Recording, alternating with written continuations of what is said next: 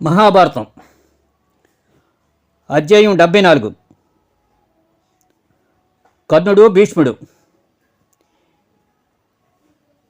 గాయపడి ప్రాణాయ స్థితిలో ఉన్నాడని తెలుసుకుని కర్ణుడు పితామహుని దగ్గరికి వెళ్ళాడు. భీష్ముడి పాదాల వద్ద నిలబడి, వంశపిత, ఏ తప్పు లేకుండా మీ ఆగ్రహానికి గురైన నేను రాతకుమారుడను. తమ వద్ద నమ్రతతో ప్రణామం చేస్తున్నాను అంటూ సాష్టాంగ దండ ప్రణామం చేశాడు కర్ణుడు. తన ఎదుట నిలిచిన కర్ణుడు చూశాడు భీముడు. తన హృదయం ద్రవిస్తుండగా ప్రేమపూర్వకంగా కర్ణుడు తలపై చేయి వేసి నిమురుతూ, ఓయి కురవాడా, నీవు రాధకుమారుడు కాదు, నీవు కుంతీదేవికి ప్రథమ సంతానం. ప్రపంచ రహస్యాలన్నీ తెలిసిన వారు నారదు నాకు ఈ విషయాన్ని స్వయంగా చెప్పాడు. సూర్యపుత్ర, నిశ్చయంగా నీ యందు నాకు అయిష్టత లేదు. పాండవులు నీకేమి అపకారం చేయలేకపోయినా రోజు రోజుకు వారి పట్ల నువ్వు చూపిన అసహ్యతకు పగకు నేను చాలా బాధపడ్డాను. నీ ప్రతాపము నిష్కటము నాకు తెలుసు. అదీకాక ప్రభావంలో అర్జునుడు శ్రీకృష్ణుడు తరగతి వాడవని నాకు తెలుసు. నీవు పాండవులతో సఖ్యంగా ఉండడం సమంజసం. వాళ్ళ అన్నమైన నీకు అదే మంచి మార్గం. ఈ యుద్ధంలో నా పాత్ర ఎలా పూర్తయిందో పాండవులతో నీ శత్రుత్వం కూడా అంతమైపోతుంది. కర్ణ, ఇదే నా కోరిక అన్నాడు. భీష్ముడు చెప్పింది కర్ణుడు మర్యాదగా విన్నాడు. పితామహ, నేను కుంతీ కుమారునని, రథసారథ కుమారునని నాకు తెలుసు. కానీ నేను దుర్యోధను అన్నం తిన్నాను. అతనికి నేను కృతజ్ఞుడై ఉండాలి. నా వంశ చరిత్ర కూడా నిలబెట్టుకోవాలి. ఇప్పుడు నేను పాండవులు చేరడం జరిగే పని కాదు. దుర్యోధను నన్ను నమ్మించిన వల్ల అతడి రుణాన్ని అవసరమైతే ప్రాణమిచ్చేనే తీర్చుకోవడానికి తమరు నాకు అనుమతి ఇవ్వాలి. నేను మాటల ద్వారా చేతల ద్వారా చాలా తప్పులు చేశాను. వాటిని తమరు క్షమించి నన్ను ఆశీర్వదించాలని కోరుతున్నాను అన్నాడు. మహామహుడు, గురువు, యుక్తాయుక్త కార్య విచక్షణాదక్షుడైన భీష్ముడు కర్ణుడు పలికిన మాటలపై కొంత ఆలోచించి, నువ్వు చెప్పినట్లే చెయ్యి, అదే మార్గం అన్నాడు. భీష్ముడు దెబ్బలు తగిలి అప్పటికి యుద్ధం ఆగలేదు.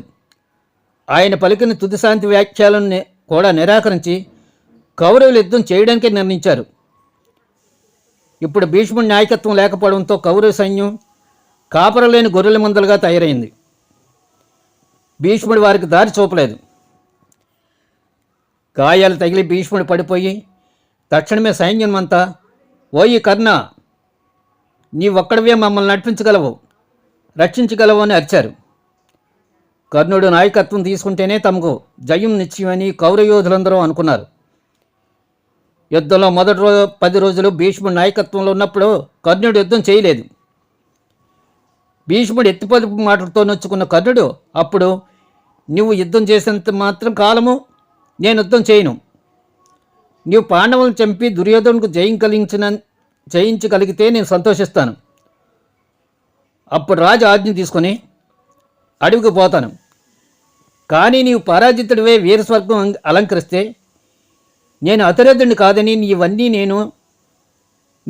నేను నా రథమెక్కి నాకంటే గొప్ప పరాక్రమంతులని నీవు పొగిడిన వారిని ఎదుర్కొని వారిని ఓడించి దుర్యోధనుడికి జయం తెచ్చిపెడతాను అని కర్ణుడు ప్రతిజ్ఞ చేశాడు. ధర్మిలా దుర్యోధనుడు అనుమతితో మొదటి 10 రోజుల యుద్ధంలో పాల్గొనలేదు. ఇప్పుడు అంపశయ్యపై మృత్యువు కోసం వేచి ఉన్న భీష్ముడి వద్దకు వెళ్ళి నమస్కరించి, అనుభవజ్ఞుడు పెద్దవాడు అయిన ఓ పితామహ, పరశురాముని జయించిన వాడా, సెకండ్ బాణాలతో గాయపడి ఇలా యుద్ధభూమిలో పడి ఉన్నావు. ధర్మపదం వేడకుండా జీవించి వృద్ధుడవై నిర్మలమైన అంతస్తు గల నీవేలా పడి ఉన్నప్పుడు ఈ ప్రపంచంలో ఎవరినైనా తమ ఆధిక్యంతో అర్హమైనవి కూడా పొందలేరని తెలుస్తుంది. కౌరవరాజులు వారి ఉపద్రవాలను ప్రవాహాలను తరించడానికి నీవే నా వల్లనే ఉన్నావని నమ్మి ఆధారపడి ఉన్నారు. ఇక కౌరవ పాండవుల్లో చేసే కార్యాలు బహు ప్రమాదకరంగా ఉంటాయి. అందువల్ల కౌరవుల విషాదం వృద్ధి అవుతుంది. అగ్ని వాయువు కలిసి అడవిని కాల్చేసినట్టు కృష్ణుడు అర్జునుడు కౌరవ సేనను రూపుమాపుతారు. ఇది నిశ్చయం. నీ దయామృతాన్ని విరజిల్లు. నయనాలతో నన్ను చూసి సేనానాయకత్వానికి అంగీకరించి నన్ను ఆశీర్వదించని వినమ్రపూర్వకంగా కోరాడు. భీష్ముడు తన ఆశీస్సులను కర్ణుడికి అందించాడు. విత్తనాలకు భూముల, ప్రాణకోటికి వర్షమేఘంలా నిన్ను నమ్మిన వాళ్ళని ఉద్ధరించగల విశ్వాసం కలవాడి దుర్యోధన్ని సేవించి అతను రక్షించు. అతడి కోసం కాంబోజరాజును జయించావు. అతడి కోసం హిమాలయ ప్రాంతాల్లో కట్టడాల్లో ఉన్న కిరాతకులను చంపు. ఇప్పుడు కౌరవ సైన్యాన్ని సొంత ఆస్తిలా స్వీకరించి జాగ్రత్తగా కాపాడు. దుర్యోధను సైన్యం జయప్రదంగా నడిపిస్తావు గాక. నీకు అన్ని సంపదలు కలుగాక. నీవు శత్రులతో యుద్ధం చేయవి, వెళ్ళు అని పితామహుడు కర్ణుడిని ఆశీర్వదించాడు. కర్ణుడు తన రథమెక్కి యుద్ధభూమికి వచ్చాడు. మహాపరాక్రమవంతుడైన కర్ణుడు తన యుద్ధోపయుక్త రథంపై యుద్ధభూమికి వచ్చిన వెంటనే దుర్యోధనుడికి ఆనందానికి అవధులు లేకపోయింది. భీష్ముడి పాటు వల్ల కలిగిన అతని విచారం దీంతో కొంత తగ్గింది.